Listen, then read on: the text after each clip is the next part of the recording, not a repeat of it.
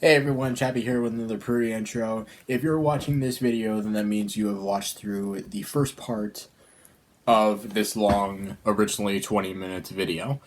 If you recall from the first one, I said I was ranking the top 10 most conflicted characters from video games that I have played. And last video, I went over the bottom 6. And if you want to see what those were, you can go to that video by clicking in the card up here to go back to that one. Otherwise, you may continue watching in this video. If you enjoyed my top 5, be sure to leave a like and subscribe. My subscriber count jumped from 38 to 46 in one day due to a bunch of my family members joining. So, if any of you guys are watching, thank you so much for subscribing to the channel. We're getting very close to the 50 subscriber goal that I had for the end of the year. It is almost the end of December, or it might be later by the time this video comes out. I'm not sure. But anyway, yeah, getting close to 50. Definitely hope we can make it happen. By the way, next video is going to be a time-lapse and showcase of my Black Ops 3 custom loadout. I am getting very close to completing. I need to finish one weapon, build another, and then paint them all, and then I will get ready to show you guys with a very awesome time-lapse collaboration. So, with that being said, hope you guys enjoy this video. Stay tuned for the next one. And until next time, I'm Chappie Liftall. See you guys in the next one.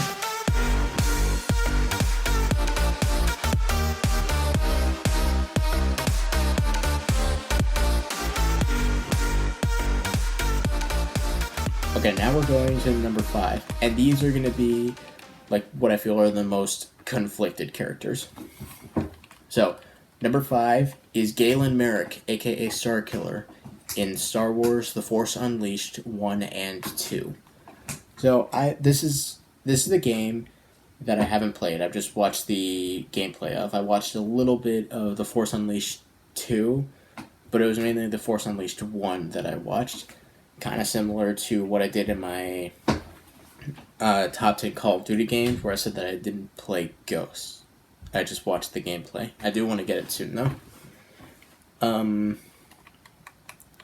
So Galen is taken as a child as Darth Vader's apprentice, and he's raised as such until he's an adult and a Sith. He starts as a Sith, but moves slowly into the rank of a Jedi. And the whole story is that, like, he's been tasked to defeat, like, several different Jedi Masters, and the last one that you defeated, Shaak Ti, said that, like, the Sith always betray one another, but you'll soon find out about that just before she dies. And here's the cutscene that kind of of that moment. You are Vader's slave, but your power is wasted with him. You could be so much more. You will never convince me to betray my master. Poor boy. The Sith always betray one another. But I'm sure you'll learn that soon enough.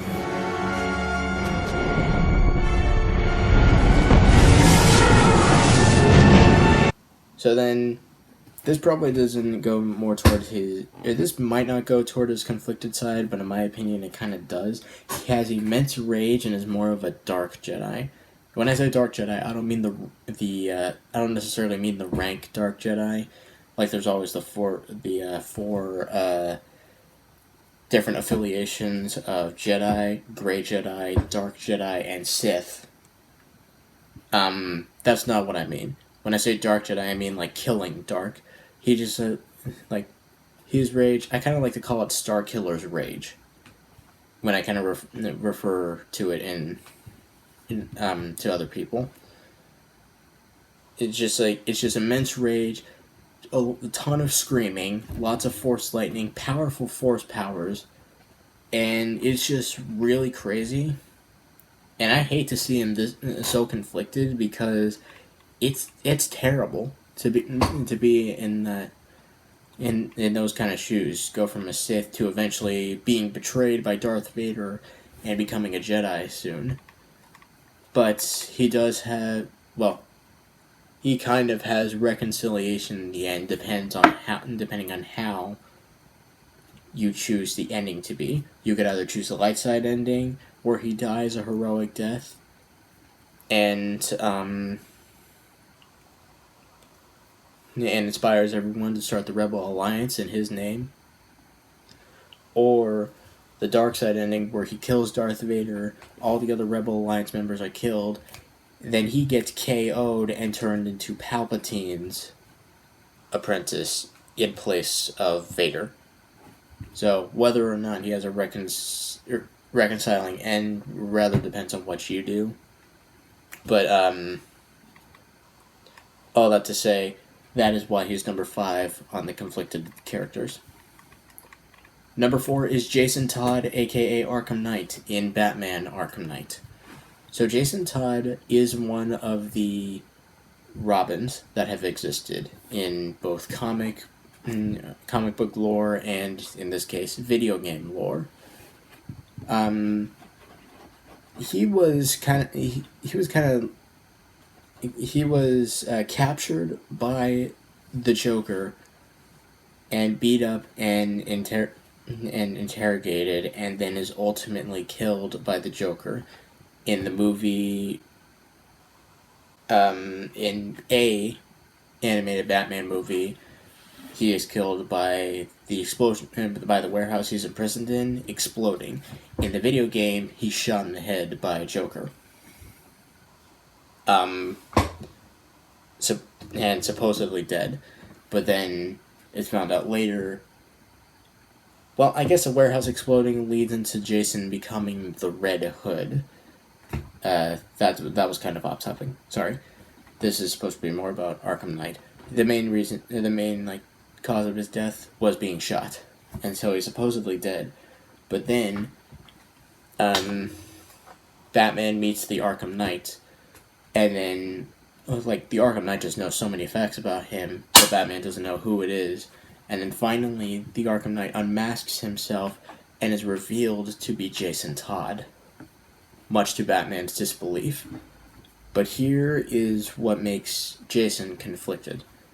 He blames Batman for supposedly leaving him to the Joker. He was thought to be dead. Actually, it wasn't.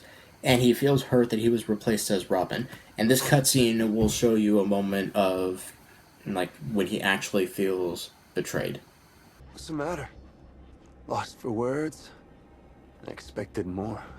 I'm hurt. Joker sent me the film. I saw him kill you. Don't you dare lie to me! How long did you wait before replacing me, huh? A month? A week?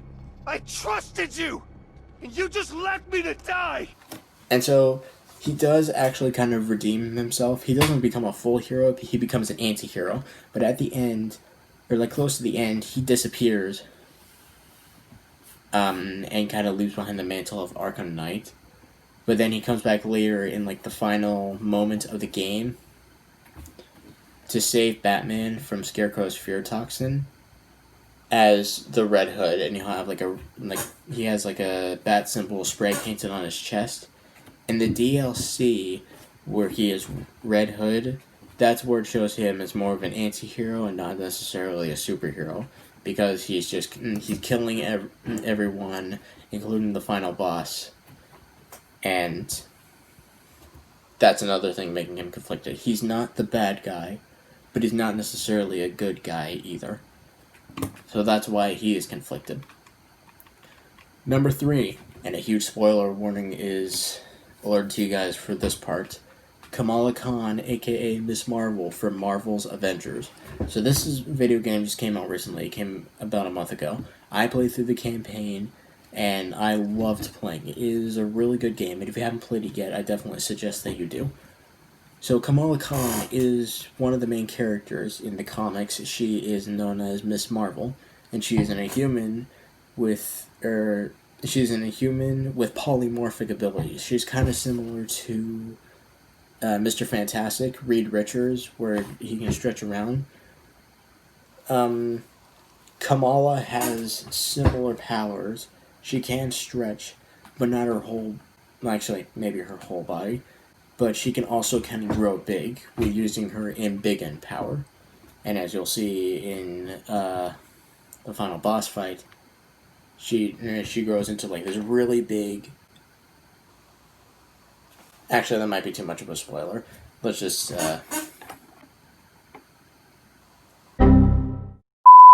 Anyway, she gets big. She can make her hand, or she can grow big. And there have been other moments where it's the main power up that she has. She can make her hands big. She can grow big. It's really cool. Anyway, what makes her struggle is that she is an inhuman, and that makes her more targeted by other people, and makes her afraid, and it makes her feared by other people, and makes other people afraid of her.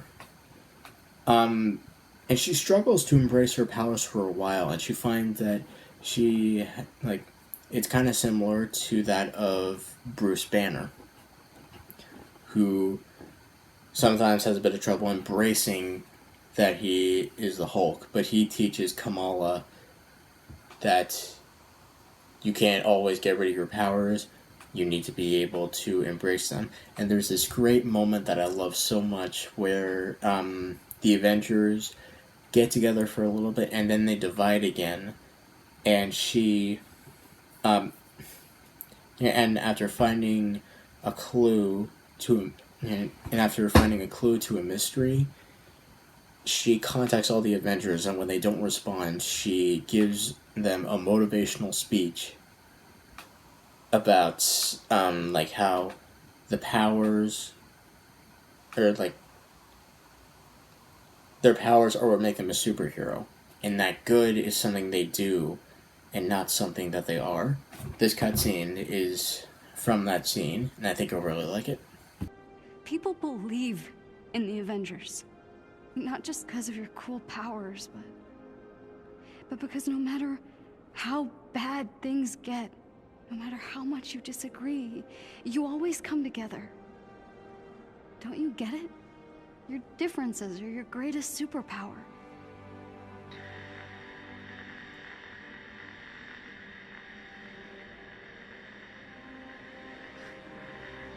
I was just some weird kid from Jersey who didn't fit in. But you saw me for who I really was. You accepted me. There's still a bad guy out there who wants to hurt the world. But we can stop him.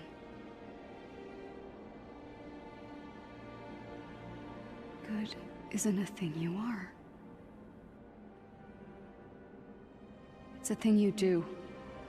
So, as the clip suggests, she has learned over time that her differences are what make her a hero, and it's what makes all the other heroes in the game heroes as well. Captain America, Iron Man, Black Widow, especially Hulk, and Thor all have differences, but that's one of the things that makes them great superheroes. So that is why Kamala is at number 3. Number 2 is back to Call of Duty World War II, Ronald Red Daniels. Now, originally, this was going to be number 1, not because that World War II was my favorite Call of Duty video game, but because I felt like the conflicts that he had were the greatest, but then I kind of bumped it down to 2, because the number 1 I felt was more conflicting. Anyway, so number 2 is Red, and he's conflicted. Like, as you know, he is the main character of World War II, one of my favorite characters, and he's conflicted because he feels responsible for the death of his brother. His brother is being attacked by wolves, and Red is trying to save him, but fails because the bullet slips out of his hand and he can't load his rifle. His brother manages to kill the wolf, and rather than being angry with Red, he just says, "Listen, Red, it's okay to be scared. It's perfectly normal." And this cutscene shows that. Sorry, Paul. Listen good, kid. It's only natural to be scared. We need to head home, baby brother.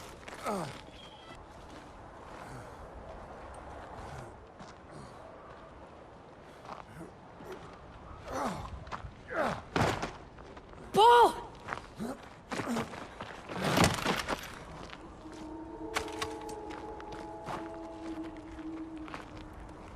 You died right there in the snow. All because I couldn't. So as he's walking back home, he apparently has suffered mortal wounds, and then he stumbles, and then falls, and then dies. Red feels responsible because if he didn't let that bullet slip, he could have saved his brother,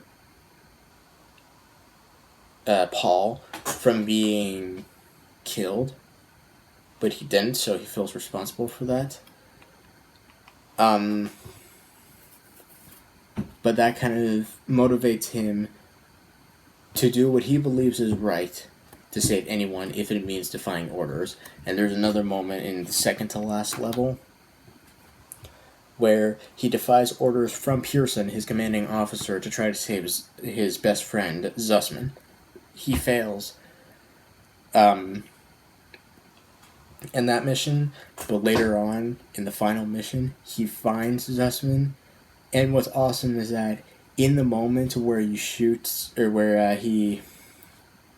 person who's holding Zussman hostage, there's the echoing flashback of Red take the shot that Paul says to Red back when they were younger, or back when he was younger, and it's echoing as he's pulling up his M1 Garand and shooting the bad guy, kind of like closing the circle of saving his brother.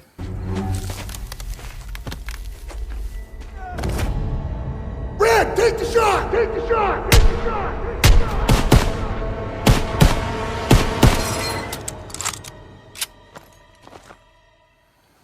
And that's one of the things that makes Call of Duty World War II such a great story, is that it's just it's emotional, but it's also just a story of brotherhood. So that is why Red is conflicted.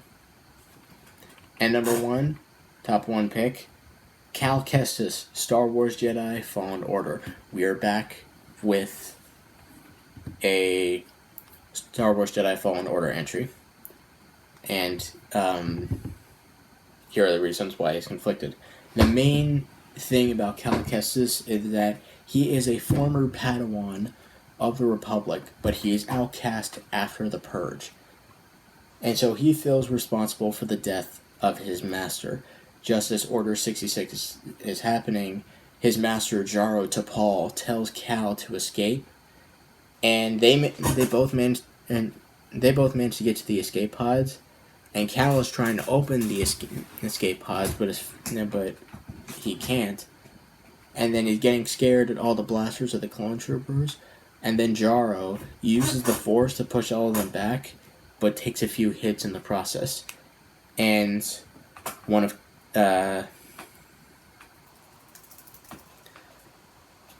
Jaro's final moments of living is giving Cal his lightsaber because he lost his first one. And telling Cal to always trust in the Force. And he dies, which makes Cal very scarred, and his connection to the Force gets damaged due to those events. And he shows us the ability of Force slowing, but also just kind of just being upset and feeling vulnerable. But there is another good moment where he fights the specter of Jaro Tapal and acknowledges that it was his fault, but that he is not afraid of his past anymore. And this cutscene shows that.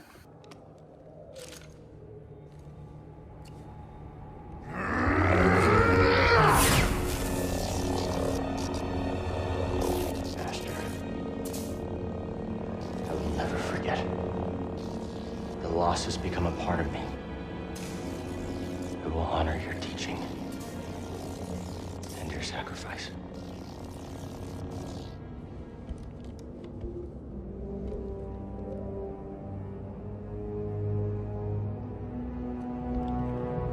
Remember, persistence reveals the path.